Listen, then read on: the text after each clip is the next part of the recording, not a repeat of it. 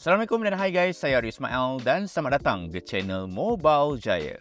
Jadi hari ni saya ada satu smartphone yang sangat sesuai untuk buat ambil gambar. Ada bateri yang besar iaitu Vivo V70 FE.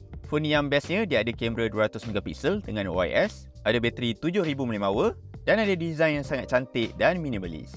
Jadi dalam video kali ni kita nak tengok apa yang ada dekat Vivo V70 FE ni. Berbaloi ke korang dapatkan satu? So jom kita mulakan video ini.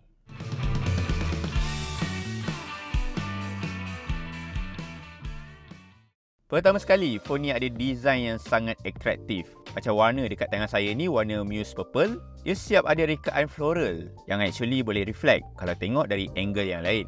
Phone ni bila pegang pun boleh rasa dia punya body tu sangat kukuh sebab dia ada rekaan flagship grade. Dan kat depan ni pun ada bezel yang nipis untuk bagi viewing experience yang lebih imersif.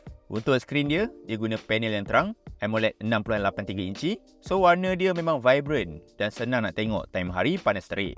Dan phone ni ada stereo speaker. So nak buat tengok drama, nak layan movie, speaker dia kuat dan jelas. Untuk interface dia pakai Origin OS 6 dengan Android 16. Yang mana interface sekarang dah lebih tersusun. Dan of course lebih smooth dan fluid banding Funtouch OS dulu-dulu. Dan untuk performance, phone ni laju untuk pakai daily. Dia guna chipset Dimensity 7360 Turbo. So nak layan social media, nak buat ambil gambar, phone ni terasa sangat smooth. Even boleh je nak buat main game. Dan bestnya phone ni tak rasa panas sangat disebabkan penggunaan chipset mid-range yang efisien. Seterusnya kita bergerak ke bahagian kamera. Phone ni ada kamera 200 megapiksel siap dengan OIS, so lagi stabil. Selain ada juga kamera ultra wide 8 megapiksel.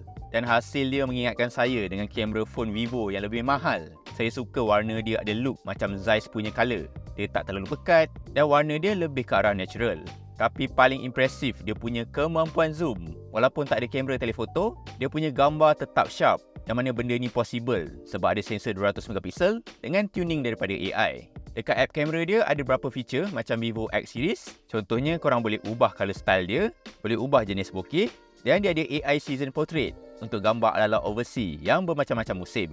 Dan untuk rakaman video dia, phone ni boleh record video 4K dan hasil dia tetap stabil walaupun korang pegang phone ni guna sebelah tangan je sambil berjalan.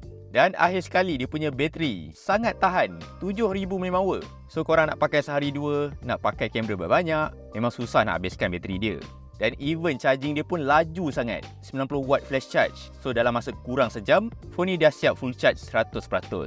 Jadi secara keseluruhannya, Vivo V70 FE ni sebuah phone yang all-rounder. Dia ada skrin yang terang, performance yang laju untuk harian, bateri besar dan kamera yang baik untuk segmen dia. Cuma apa yang kurang banding V70 biasa, dia tak ada Zeiss certification, tak ada kamera telefoto, tapi dengan software tuning, V70 FE pun masih boleh deliver experience yang hampir sama. So pendek kata, kalau korang suka ambil gambar, memang nak cari phone yang ada bateri yang tahan, phone ni memang recommend untuk korang beli.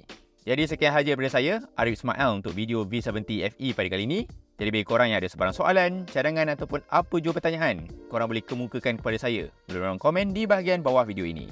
Kita berjumpa lagi di lain hari dan lain waktu. Assalamualaikum dan bye-bye.